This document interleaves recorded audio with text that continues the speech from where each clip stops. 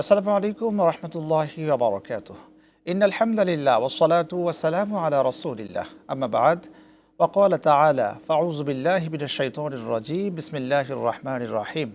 যালিকাল কিতাবু লা রাইবা ফীহি হুদাল লিল মুত্তাকিন। সাদাকাল্লাহুল আযীম।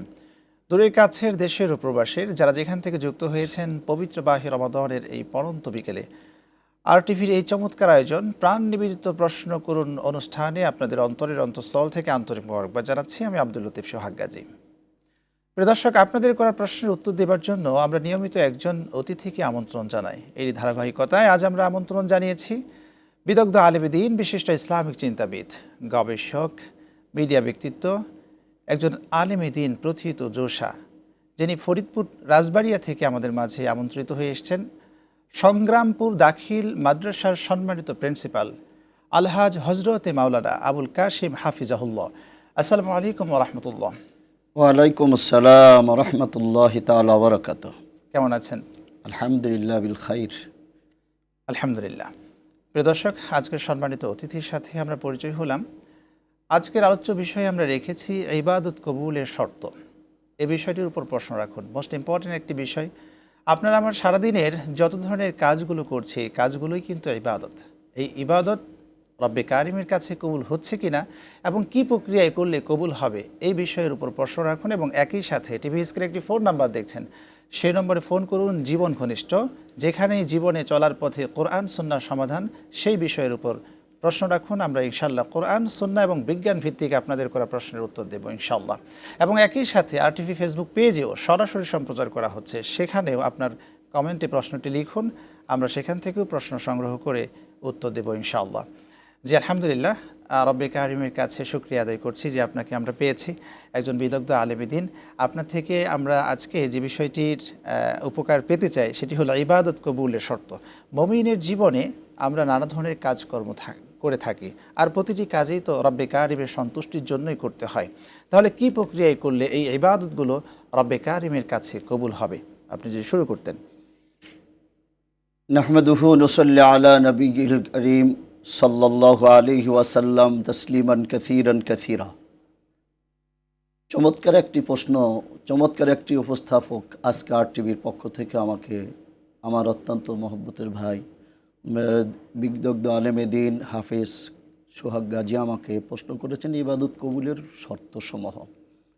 আসলে ইবাদতটা তো আল্লাহর কাছে বান্দার যাওয়ার একটা মাধ্যম। এখানে যদি আমরা ইবাদত কবুলের দিকে প্রথমেই তাকাই, তাহলেই আমাদেরকে লক্ষ্য করতে হবে আল্লাহর নবীজির একটা হাদিস, ইন্নাল্লাহা লা ইয়ানজুরু ইলা সুওয়ারিকুম ওয়ালা ইলা আমালিকুম ওয়ালাকিন ইয়ানজুরু ইলা কুলুবিকুম ওয়া নিয়াতিকুম। আল্লাহর হাবিব জনাবে মুহাম্মদুর রাসূলুল্লাহ সাল্লাল্লাহু আলাইহি ওয়াসাল্লাম ইরশাদ করেছেন, নিশ্চয়ই আল্লাহ কোনো মানুষের চেহারা সুরাত এবং তার বাহ্যিক আমলের দিকে আল্লাহ তাকাবেন না। ওয়ালাকিন ইয়ানজুরু ইলা কুলুবিকুম ওয়া নিয়াতিকুম, বরং আমার আল্লাহ রব্বুল আলামিন প্রত্যেকটি মানুষের আল্লাহ অন্তরের দিকে লক্ষ্য করবেন। ওই অন্তরের মধ্যে ওয়াজহিল্লাহ, আল্লাহর সন্তুষ্টি আছে কিনা। অর্থাৎ আল্লাহর সন্তুষ্টি ব্যতি রেখে কোনো ইবাদত আল্লাহর কাছে কবুল হওয়ার কোনো রাস্তা নেই, সুযোগ নেই। মাশাআল্লাহ, খুব চমৎকার বলেছেন। তাহলে প্রথমে আমাদেরকে ইবাদত কবুলের জন্য আল্লাহ আমাদের দিকে তাকাবেন না, চেহারা দেখবেন না, আমাদের বাহ্যিক আমলও দেখবেন না। ওয়ালাকিন ইয়ানজুরু ইলা কুলুবিকুম, আল্লাহ আমাদের অন্তরের দিকে তাকাবেন, ওয়া নিয়াতিকুম, এবং কোন নিয়তে আমরা ইবাদত করতেছি।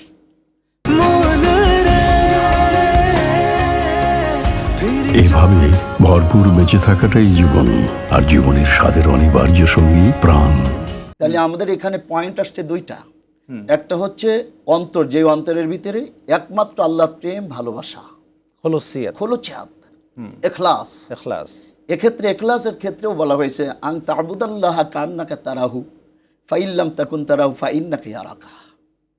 আল্লাহর নবীকে জিজ্ঞাসা করা হলো, ইয়াসআলুনাকা আনিল ইহসান, ইয়া রাসূলুল্লাহ, ইয়া হাবিবাল্লাহ, ইহসান করলে ইবাদত কাকে বলে? আমার নবীজি বললেন, আন তা'বুদাল্লাহা কান্নাকা তারাহু, তোমরা এমনভাবে ইবাদত করবে যেন তোমরা তোমাদের রব্বে কারিমকে, আল্লাহকে দেখতে পাচ্ছ। মাশাআল্লাহ। ফাইল্লাম তাকুন তারাহু ফাইন্নাকা ইয়ারাকা, যদি আল্লাহকে তোমরা দেখতে নাও পাও তাহলে মনে করবে আমরা যে ইবাদত করছি এটা আমার আল্লাহ দেখছেন।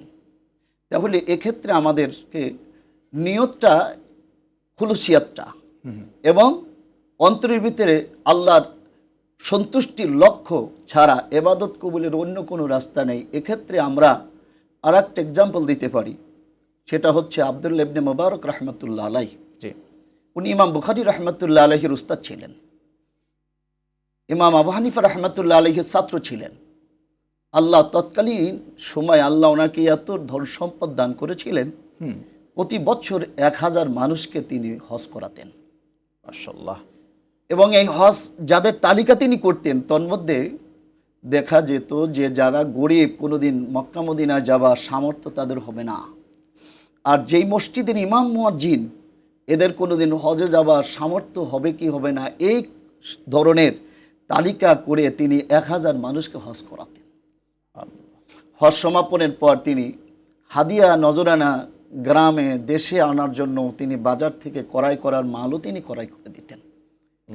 যখন সফর শেষ করে তিনি ফেরত আসতে চাইতেন, তখন সমস্ত হাজিদেরকে ডেকে বলতেন, বাবা তোমরা হজের আমলগুলো ঠিক রাখবে, যেভাবে তাহাজ্জুদ পড়েছো তাহাজ্জুদ পড়বে, যেভাবে তোমরা জামাতে নামাজ পড়েছো এইভাবে নামাজ ঠিক রাখবে, যেভাবে তোমরা খানায় কাবা মদিনাতুল মুনাওয়ারায় এসে চোখের পানি ফেলে তওবা করেছো, গুনাহ মাফ চেয়েছো, এইভাবে করবে, এই আমলগুলো তোমরা ঠিক করবে।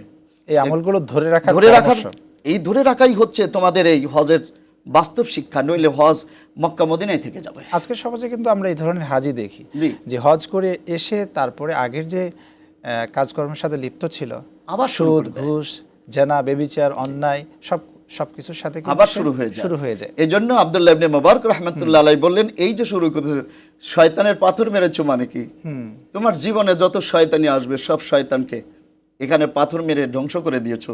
জীবনে আর যেন তোমার জীবনে কোনো সুদের সাথে, ঘুষের সাথে, রাহাজানির সাথে, জুলুমের সাথে, অত্যাচারের সাথে তোমার ইবাদত যেন মিশে না যায়। আব্দুল্লাহ ইবনে মুবারক রাহমাতুল্লাহ আলাইহি বললেন, তোমরা রেডি হও, আমরা আগামীকাল সফর শেষ করে রওনা দেব। খানায় কাবার সামনে উনি একটু তন্দ্রাচ্ছিত হয়ে গেলেন। তন্দ্রাচ্ছন্ন অবস্থায় দেখতে পাইলেন মাথার কাছে একজন মানুষ, পায়ের কাছে একজন মানুষ। এনারা দুইজন কথোপকথন, গল্প করছেন। ভাইজান, এবছর মোট কতজন হজ আদায়কারী, কতজন লোক হজ করেছেন? মাথার কাছে যিনি বসা ছিলেন উনি বললেন, এবছর মোট 60 লক্ষ লোক তামাম পৃথিবী থেকে আদায় হয়েছে। হজ কবুল হয়েছে কতজনের? মাথার কাছে যিনি ছিলেন উনি বললেন, একজন লোকের হজও কবুল হয়নি। কি আফসোস। আপনার কাছে ফিরে আসবো ইনশাল্লাহ একটা বিরতি নিয়ে। দর্শক, আপনারা দেখছেন আরটিভির নিয়মিত আয়োজন প্রাণ নিবেদিত প্রশ্ন করুন অনুষ্ঠান। সময় হয়ে গেল একটি বিরতি নেবার, আমাদের সঙ্গেই থাকুন, ফিরছি একটু পরে ইনশাল্লাহ।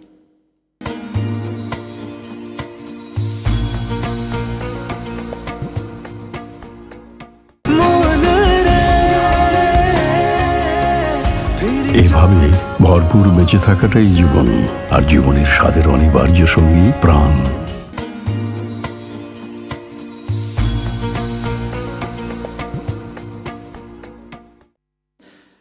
দর্শক, বিরতির পর ফিরে এলাম আপনাদের প্রিয় অনুষ্ঠানে। আপনারা দেখছেন আরটিভির নিয়মিত আয়োজন প্রাণ নিবেদিত প্রশ্ন করুন অনুষ্ঠান। আজকের অনুষ্ঠানে আমরা আলোচনায় রয়েছি ইবাদতের কবুলের শর্তসমূহ নিয়ে আলোচনায় আছি। আলহামদুলিল্লাহ, আলোচনা করছেন আলহাজ হজরতে মাওলানা আবুল কাশেম। আলোচনায় ফিরবো ইনশাআল্লাহ। একজন দর্শক আমাদের সাথে যুক্ত হয়েছেন। আসসালামু আলাইকুম। প্রিয় দর্শক, নাম বলে প্রশ্ন করুন। ওয়ালাইকুম আসসালাম, আমি আবুল কালাম আজাদ বলছিলাম, রাজবাড়ি কালুকালী থেকে। জি, প্রশ্ন করুন। হুজুরের কাছে আমার প্রশ্ন হচ্ছে যে আমরা কি ঋণগ্রস্ত অবস্থায় বা দেনা অবস্থায় কি হজে যেতে পারবো? আমরা হজ করতে? ওকে, আপনি থাকুন আমাদের সাথে। আপনার প্রশ্ন আমরা বুঝেছি, আমরা প্রশ্নের উত্তর দিয়ে আলোচনায় ফিরবো ইনশাআল্লাহ। ঋণগ্রস্ত অবস্থায় হজে যাওয়া যাবে কি? সম্মানিত মেহমান, আমার আগে লক্ষ্য করতে হবে আমার ঋণের পরিমাণ কি আর আমার সম্পদের পরিমাণ কতটুকু। আচ্ছা, আগে এটাকে দুটো পার্থক্য করতে হবে, আমার ঋণের পরিমাণ এবং আমার সম্পদ। আচ্ছা, যদি এখন তাৎক্ষণিকভাবে আমার হজের সময় হয়েছে, কিন্তু আমি ঋণ এখন এমতো অবস্থায় দিতে পারি নাই, কিন্তু দেখা গেছে 1 মাস পরে আমার সম্পদ আসছে, অথবা আমার বেতন আসছে, অথবা আমার ছেলের টাকা পাঠানো একটা সুযোগ আসছে, ঠিক এই মতো অবস্থায় যদি তার সুযোগ থাকে এবং তার যদি এরকম তার এই টাকা ম্যানেজ করার মতো কোনো সুযোগ তাকে দেখা যায়, ক্যাপাবল থাকে, ক্যাপাসিটি থাকে, তাহলে সে তাৎক্ষণিকভাবে সেইটাকে আদায় করতে হবে। কিন্তু যদি দেখা যায় তার ঋণ সম্পদ দিয়েও পরিশোধের কোনো সুযোগ নাই, তাহলে এক্ষেত্রে তার ঋণ অবস্থায় হজ করার কোনো প্রয়োজন নেই। আল্লাহর কাছে চাইতে হবে, আল্লাহ আমাকে ঋণ মুক্ত করে দাও, আমি যেন হজে যেতে পারি। জি। আর কোনো মানুষ যদি আল্লাহর কাছে ঋণ মুক্তর জন্য দুটি আমল করে, আল্লাহ খুব তাড়াতাড়ি তাদেরকে ঋণ মুক্ত করে। আমল দুটি কি? সেই আমল দুটি হচ্ছে নিয়মিত নামাজ আদায় করে হাউকালা পাঠ করা, লা হাওলা ওয়ালা কুওয়াতা। আচ্ছা, এটা বুখারী শরীফের লম্বা হাদিসের মধ্যে আসছে। আর একটা হচ্ছে মাগরিবের পরে এবং ঈশার নামাজের আগে সূরাতুল ওয়াকিয়া নিয়মিত তেলাওয়াত করা। মাশাআল্লাহ, আল্লাহ তাদেরকে ঋণমুক্ত জীবন অতি সত্বর দান করবে। জি, চমৎকার। যে আলোচনায় আমরা ছিলাম ইবাদত কবুলের সত্য সম্পর্কে, আপনি দুটি বিষয় খুব চমৎকার বলেছেন। একটি বলেছেন আল্লাহ সুবহানাহু ওয়া তাআলার সন্তুষ্টি সামনে রেখে ইবাদতটা করতে হবে। দুই নম্বর আপনি বলেছেন যে ইবাদতের নিয়ত মানে উদ্দেশ্য বুঝতে হবে, উদ্দেশ্য বুঝে ইবাদতটা করতে হবে, নয়তো গন্তব্যে পৌঁছাতে পারবো না। এরপরেও কি কোনো সত্য আছে কিনা যদি আলোচনা করতেন। এরপরে তো অবশ্যই আছে। আল্লাহ পাক বলেছেন কুলু ওয়াশরাবু হালালান তাইয়্যিবা, হালাল হালাল মাল এবং তাইয়্যিবা, তাইয়্যিবা অর্থাৎ আল্লাহ বলেছেন পান খাও এবং পান করো, হালালান তাইয়্যিবা, দুটো শব্দ আল্লাহ উল্লেখ করেছেন। একটা হালাল, একটা হালাল এবং পবিত্র, পবিত্র মানে স্বাস্থ্যকর। স্বাস্থ্যকর। শুনবো, একজন দর্শক যুক্ত হয়েছেন। জি, আলহামদুলিল্লাহ। আসসালামু আলাইকুম। প্রিয় দর্শক, নাম বলে প্রশ্ন করুন, কে কোথা থেকে যুক্ত হয়েছেন বলুন। ওয়ালাইকুম আসসালাম, আমি আইয়ুব আলী বলছিলাম কুষ্টিয়া থেকে। জি প্রিয় ভাই, প্রশ্ন করুন। জি, আমি বলছি যে আমি সালাতে ফেল করেছি, তৃতীয় রাকাতে যাই আমি সালাতে দাঁড়াইছি, কিন্তু ইমাম সাহেব তার আগেই ভুল করছে, তাহলে কি আমাকে ইমাম সাহেবের সাথে সুসেজদা দেওয়া লাগবে? ওকে, আপনি থাকুন আমাদের সাথে। খুব চমৎকার একটি প্রশ্ন করেছেন। সালাতে দাঁড়িয়েছেন, 4 রাকাত বিশিষ্ট সালাতে তিনি দাঁড়িয়েছেন, তৃতীয় রাকাতে এসেছেন, সেই জায়গায় পূর্বেই ইমাম সাহেব একটা লুকমা খেয়েছেন, ভুল করেছেন, এখন প্রক্রিয়াটা কেমন হবে? ইমাম সাহেব পূর্বেও যদি লোকমা খেয়ে থাকেন, মুসল্লি ইমামের পিছনে থেকে আসতে পারবে না, উনি অপেক্ষা থাকবেন। পরবর্তীতে ইমাম সাহেব যখন সহসিজদা দিবেন, তখন আমাকে মুসল্লি হিসেবে আমাকেও সহসিজদা দিয়ে আমার নামাজটাকে শুদ্ধ করে নিতে হবে। এটা হচ্ছে প্রক্রিয়া, মানে ইমামের সাথে অনুসরণ করতে হবে। জি, উত্তর পেয়েছেন প্রিয় দর্শক। জি, যে আলোচনায় ছিলাম আপনি বলছিলেন, জি, আল্লাহ পাক দুটো শর্ত দিয়েছেন, কুলু ওয়াশরাবু হালালান তাইয়্যিবা, তোমরা খাও এবং পান করো হালাল এবং পবিত্র স্বাস্থ্যকর খাবার। যে খাবারটা খেলে মানুষের শরীর স্বাস্থ্য নষ্ট হয়ে যায়, যেটা খাইলে মানুষ উন্মাদ হয়ে যায়, যেটা খাইলে মানুষের শরীরের ক্ষতি করে, সেটা খাওয়া যাবে না। খাবার হলে আবার অনেক সময় খাবারটা হালাল, কিন্তু প্রক্রিয়াটা ভিন্ন হওয়ার কারণে এটাও খাওয়া যাবে না। চমৎকার বলেছেন, একজন দর্শক যুক্ত হয়েছেন। আসসালামু আলাইকুম। প্রিয় দর্শক, নাম বলে প্রশ্ন করুন। আসসালামু আলাইকুম হুজুর। ওয়ালাইকুম সালাম, প্রশ্ন করুন। ইফতারের সময় কি কি খাবার খাওয়া যায়? ইফতারের সময় তো খাবার খাওয়া যাবে, প্রশ্নটা কি ওইটা করুন।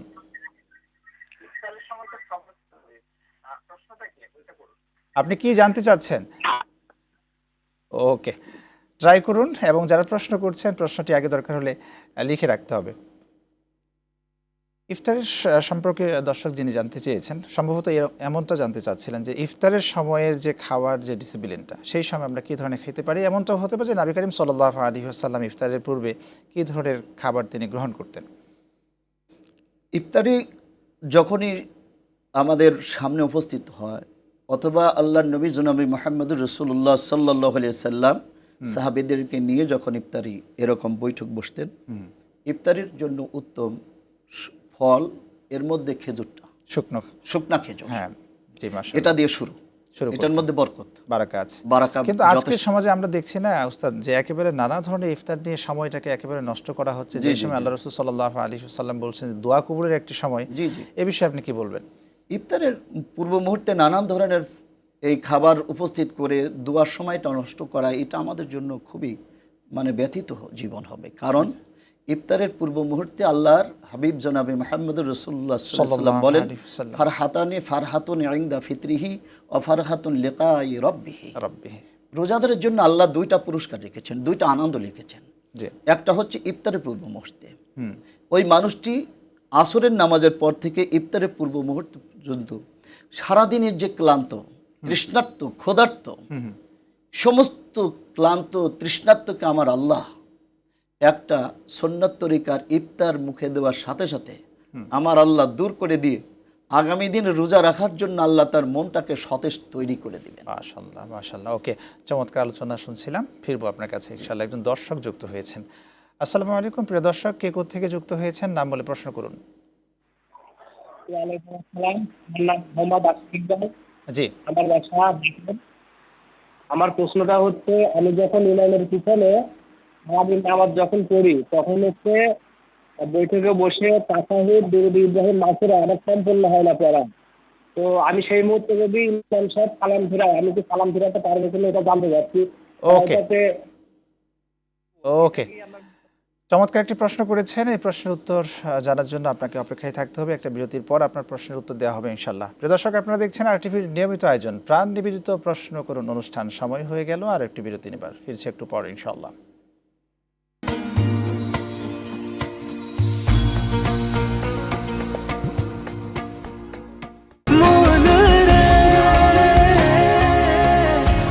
এভাবে ভরপুর বেঁচে থাকাটাই জীবন, আর জীবনের স্বাদের অনিবার্য সঙ্গী প্রাণ।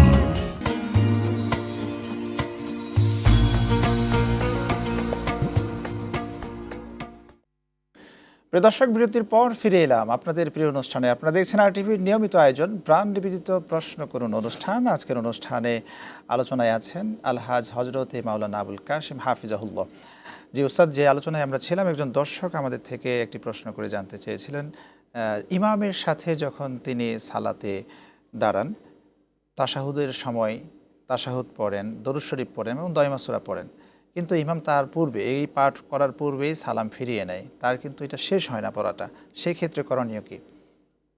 মুসল্লির জন্য সবসময় ইমামের অনুসরণ করতে হবে। জি, ইমামের যদি তার আত্তাহিয়াতু দরুদ দরুদ শরীফ দোয়া মাসুরা পড়া হয়ে যায় আর তিনি যদি সালাম ফিরিয়ে দেন, এক্ষেত্রে মুক্তাদির পড়া যদি আংশিক বাকিও থাকে, এজন্য নামাজের কোনো ক্ষতি হবে না। ক্ষতি হবে না। জি, একজন দর্শক যুক্ত হয়েছেন। আসসালামু আলাইকুম প্রিয় দর্শক, নাম বলে প্রশ্ন করুন। আসসালামু আলাইকুম। ওয়ালাইকুম সালাম। আমি মাসুম বিল্লাহ ফরিদপুর থেকে বলছি। জি প্রিয় ভাই, প্রশ্ন করেন। মেডিকেল সায়েন্সের দৃষ্টিতে রোজার গুরুত্ব কি? ওকে, মেডিকেল সায়েন্স এর ভিত্তিতে রোজার গুরুত্ব কি? চমৎকার একটি প্রশ্ন করেছেন। প্রশ্নের উত্তরে যাব। পূর্বের প্রশ্নের উত্তর তো শেষ হয়েছে। জি ইনশাল্লাহ। সায়েন্সের গুরুত্ব কি, বিজ্ঞানের গুরুত্ব কি এই রোজার, যদি বলতেন। মেডিকেল সায়েন্স, বিজ্ঞান। আল্লাহর হাবিব জনাবে মুহাম্মদুর রাসূলুল্লাহ সাল্লাল্লাহু আলাইহি সাল্লাম বলেন, লিকুল্লি শাইইন যাকাওয়াতাও ওয়া যাকাওয়াতাল যাকাত সাওমা। প্রত্যেক জিনিসেরই জাকাত আছে। রমজানুল মোবারক এটা হচ্ছে প্রত্যেকটি আদম সন্তানের শরীরের জাকাত। মেডিকেল সায়েন্সের দৃষ্টিতে, জি, মেডিকেল সায়েন্সের দৃষ্টিতে 11টি মাস দিনের বেলায় মানুষ খানা খাওয়ার কারণে মানুষের যেতে কিডনিতে থাকে, কিডনির ছাকনিটা জ্যাম হয়ে যায়, পাকস্থলীটা এটা জ্যাম থাকে। কিন্তু রমজানুল মোবারকের এই বরকত, সাহারি, ইফতারি, রমজানুল মোবারকের পুরা বর্ণনায়, পুরা আমলে এবং রমজানুল মোবারকের বরকতে আল্লাহ পাক পাকস্থলী, কিডনিটাকে আল্লাহ লংজিটিভি করে দেয়, আল্লাহ সুস্থ করে দেয়। তাহলে কোনো মানুষ যদি রমজানুল মোবারকা যথাযথভাবে রহমত, মাগফিরাত, নাজাত এটাকে উপভোগ করতে পারে, লাইলাতুল কদর উপভোগ করতে পারে, তাহাজ্জুদ উপভোগ করতে পারে এবং সাহারি ইফতারিকে বরকত হিসেবে উপভোগ করতে পারে, ইনশাআল্লাহ আল্লাহ পাক ওই মানুষটির কিডনি, পাকস্থলীকে আল্লাহ সুস্থ করে রাখবে। মাশাআল্লাহ। ওর মধ্যে যে 12 বছরের খানাদানার যে একটি যে ঘাটতিটা থাকে, সেটাও আল্লাহ পূর্ণ করে দিবে। তাহলে রমজানুল মোবারক এটা শুধু ইবাদতই না, এটা সুস্থ থাকারও মহা ঔষধ। চমৎকার বলছেন। একজন দর্শক যুক্ত হয়েছেন। আসসালামু আলাইকুম প্রিয় দর্শক, কে কোথা থেকে যুক্ত হয়েছেন নাম বলে প্রশ্ন করুন। জি ওয়ালাইকুম আসসালাম। জি হুজুর। জি প্রশ্ন করুন। টেলিভিশনের ভলিউম কমিয়ে প্রশ্নটি করুন। জি হুজুর, আর রমজান মাসে কিভাবে চোখের জেনা থেকে বাঁচা যায়, এর জন্য কি কোনো দোয়া আছে? ওকে, খুবই চমৎকার চমৎকার আজকের প্রশ্নগুলো।